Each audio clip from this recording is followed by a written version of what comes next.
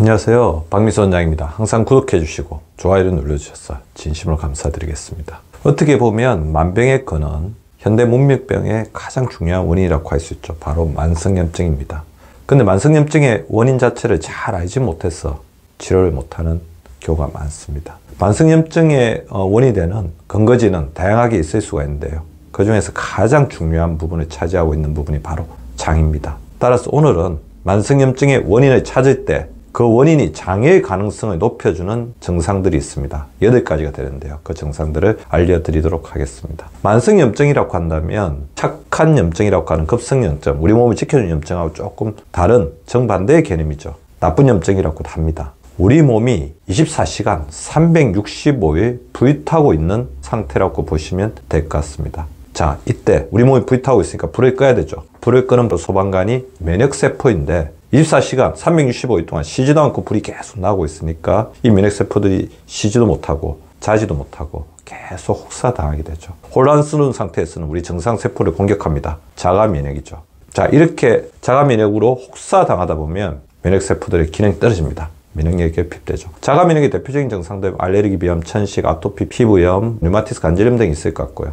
면역이 결핍됐을 때 나타나는 가장 대표적인 증상이 감기나 기관지염, 폐렴, 그리고 대상포진, 나아가서 암이 발생하게 되는 것입니다. 그렇다면 면역세포와 만성염증의 이런 상관관계를 봤을 때 다시 생각해 보시면 됩니다. 우리 몸에서 만성염증의 가장 중요한 근원지가 될 수 있는 부분이 바로 장입니다. 그래서 장에는 면역세포가 70%나 있는 것입니다. 우리 장이 만성염증의 근원지가 되는 가장 큰 이유를 생각해 보십시오. 아주 당연하죠. 음식에 영양소와 같이 들어오는 외부의 침입자들이 너무 많습니다. 세균, 바이러스, 농약, 약물, 게다가 미세먼지까지. 그래서 이것을 막아내야 됩니다. 여기서 장점막이 영양소만 받아들이고 이런 외부의 침입자들을 막아야 되는데 막아내지 못하게 되면 큰일이 생기겠죠. 장점막에 있는 면역세포만으로 부족하기 때문에 아주 강력한 원군을 붙여 놓았습니다. 바로 100조개나 되는 장내세균입니다. 장내세균이 장점막의 면역세포를 도와서 나쁜 독소들이 우리 몸에 침범하지 못하도록 막아내고 있는 거죠. 유익균 8, 유해균 2의 항균 비율을 이루고 있다고 알려져 있는 장내세균의 역할 4가지입니다. 첫 번째는 음식물을 소화, 분해, 흡수, 발효시켜서 우리 장이 흡수하기 쉽도록 이렇게 만들어내는 발효 역할을 하고 있습니다. 그래서 장내세균이 제대로 이렇게 기능을 하지 못하게 되면 영양분이 흡수가 안 되니까 결핍 상태가 일어날 수밖에 없겠죠. 두 번째, 장이 잘 움직이도록 합니다. 어떻게 보면 장점막에 어떤 코팅을 발라놓은 게 장내세균의 역할이라고 보시면 돼요. 따라서 장내세균의 균형이 무너진 디스바이오시스 상태가 되게 되면 장 운동에 심각한 문제가 생기죠. 변비, 설사, 복통 이런 문제들이 생기게 됩니다. 감염성 대장증후군이 대표적인 증상이라고 볼 수가 있을 것 같아요. 그리고 가장 중요한 기능 중에 하나가 장에 같이 들어오는 나쁜 독소들이 장점막을 공격하지 못하도록 막아내는 역할. 장내세균이 자리 차지하고 있으니까 그런 나쁜 외부의 독소들은 장점막에 부착되지를 못하는 것입니다. 그리고 이런 과정에서 상처난 장점막을 복구시키고 치유하는 역할을 하는 게 또 장내세균의 역할이니 이 장내세균이 얼마나 중요한 역할을 하고 있는지를 알 수가 있습니다. 그래서 유익균과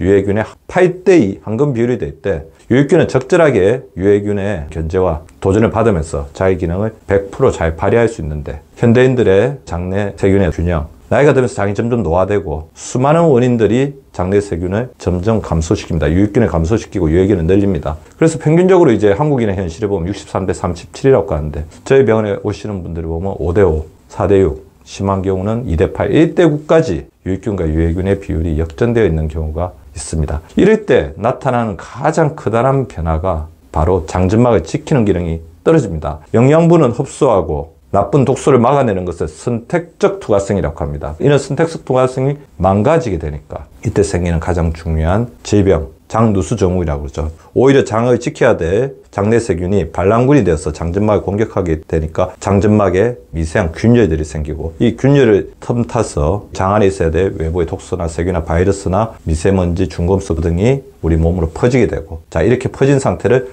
만성적인 염증 상태라고 하죠. 이런 염증 상태가 우리 몸에 심각한 문제들을 야기하는 것입니다. 이 장누수증후군이 생기는 원인들은 대표적으로 비타민 A나 D, 아연과 같은 영양 섭취 결핍, 알코올의 과다한 섭취, 스트레스, 진통소염제나 항생제의 과다한 사용, 과도한 적재 탄수화물의 섭취 이런 것들이 있지만 결과적으로 이 모든 것들에 근절해서 작용하는 것이, 그리고 최종적으로 작용하는 것이 장내세균이 유익균 8, 유해균 2의 황금 비율을 잃어버리는 상태가 되는 디스바이오시스 상태에서 이런 문제들이 심각해진다는 겁니다. 만성염증의 가장 중요한 원인이 되는 장누수증후군의 증상들을 8개 정도를 살펴보면요. 첫 번째, 먹으면 소화가 안 되고 가스가 쉽게 차오르고 설사를 자주 합니다. 자, 소화불량, 가민성 대장증후군과 같은 증상들이 발생하게 되죠. 소화가 안 되는 증상은 위하고 소장 쪽에 집중되어 있는데요. 장내세균이, 특히 유해균이 소장 쪽에 집중하게 되면 우리가 음식을 먹으면 이 세균들이 가스를 굉장히 많이 배출하게 되거든요. 복부 팽만감이나 만들어진 가스가 또 우리 소장의 신경세포들 공격해서 장이 잘 움직이지 않아서 소화불량을 심하게 호소하는 증상들이 낳게 됩니다. 두 번째, 만성염증으로 인해서 우리 면역세포들이 쉬지를 못하니까 우리 몸도 쉬지를 못하겠죠. 쉬어도 늘 피곤한 상태, 만성피로 상태가 됩니다. 그리고 이렇게 우리 장점막을 뚫고 나간 염증이 우리 몸에 퍼지게 되니까 이유를 알지 못하는 염증이 자꾸 생기게 됩니다. 그리고 자가 면역에 어떤 경향이 생기게 되겠죠. 이렇게 만성염증 상태가 되었을 때 가장 먼저 나타난 증상이 우리 면역세포가 너무 이렇게 혼란스러운 나머지, 혹사당한 나머지 아군과 적군을 구별하는 능력을 상실하게 됩니다. 그래서 그게 자가 면역 질환이고 자기 세포를 공격하는 알레르기 진화의 대표적인 거죠. 면역계의 가던 활동 때문입니다. 그리고 이 염증들이 가장 영향을 많이 미치는 쪽이 뇌입니다. 뇌는 굉장히 강력한 방어막으로 막아내고 있지만 미세염증이 굉장히 취약하거든요. 불안하고 우울하고 주의력 결핍 장애가 생깁니다. 그리고 밖으로 드러난 장이라고 하죠. 바로 피부입니다. 피부 발진, 여드름, 습진 등 피부 트러블이 굉장히 잦습니다. 그래서 실제로 악성적인 피부 질환이 생겨서 여러 가지 치료, 스테로이드제를 복용하거나 바른다든지 항생제를 먹어도 치료가 안 되던 사람들이 장을 근본적으로 고치는 치료를 하고 나서 획기적으로 개선된 사례가 많습니다. 머리가 하루 종일 뿌옇고 깜빡깜빡하며 두통에 시달리게 됩니다. 혈액의 염증, 그리고 뇌의 염증, 이런 부분들이 이런 두통과 브레인 포그를 일으키게 되고요. 류마티스 관절염, 루푸스 질환, 크론병과 같은 자가면역 질환을 일으키게 되는 것입니다. 이런 8가지 증상이 많으면 많을수록, 그리고 처음에 말씀드렸던 여러 가지 소화기 증상이나 피부의 증상과 같이 나타났을 때 만성염증의 원인이 장의 가능성이 굉장히 높은 것입니다. 자, 이럴 때 우리는 과감하게 장을 살리는 치료를 해야 되죠. 장내세균총을 살리는 OR 전략을 실행해야 됩니다. 유해균이 좋아하고 유익균이 싫어하는 음식들을 먼저 제거해야 됩니다. 정제탄수화물, 고지방식이, 그리고 유해균이 굉장히 활동하기 쉬워지는 만성 탈수 상태를 먼저 제거를 해야 되고요. 그 다음에 소화운동이 활발해져야 됩니다. 소화가 잘 되지 않은 음식이 소장, 대장으로 내려가게 되면 결국에 유해균이 먹이가 될 수밖에 없죠. 그래서 소화 효소가 풍부한 발효 음식, 된장이나 김치나, 그리고 힘들 때는 소화효소제를 적절하게 섭취하는 거 도움이 될 수가 있을 것 같고요. 자, 그리고 유익균의 수를 늘려줘야 되겠죠. 자기 마이크로바이옴과 잘 맞는 유익균, 즉 유산균을 섭취를 해서 유산균을 재접종해주는 전략들이 굉장히 필요할 것 같습니다. 그리고 장점막을 복구해주는 영양소들을 잘 섭취하는 게 중요한데요.